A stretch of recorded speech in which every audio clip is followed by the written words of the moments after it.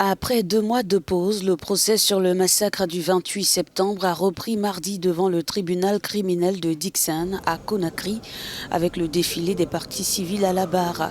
Des centaines d'entre elles sont partagées sur les chances d'obtenir réparation du tort qu'elles ont subi dans leur chair ou à travers celle de leurs proches. Mais elles s'accordent sur la satisfaction de voir ceux qu'elles tiennent pour leurs bourreaux dans le box des accusés. Depuis l'ouverture du procès, une foule d'anonymes vient assister au rythme de 3 jours d'audience par semaine.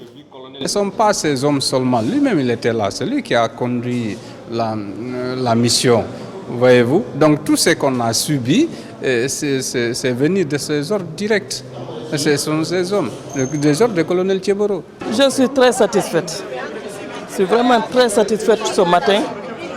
Avec cette reprise, je suis sûre qu'on peut aller de l'avant. Depuis un an, des avocats interrogent des accusés et les témoins pour établir les responsabilités. Pour Alimatou Kamara, avocate des victimes, la reprise du procès était attendue et souhaitée. Oui, ça nous réjouit parce que c'est un procès de longue haleine. C'est quand même des crimes de masse. Donc ça fait quand même 1 an qu'on est là-dessus et on espère que dans les mois qui vont suivre, qu'on va aboutir à la fin de ce procès. Lorsqu'il n'y a pas de preuves, même si on parle du nom de colonel Tcheboro, d'aujourd'hui jusqu'à la fin du procès, ça ne veut absolument rien dire. Il faut apporter la preuve. Aujourd'hui, où se trouve Laurent Gbagbo? Il est en Côte d'Ivoire.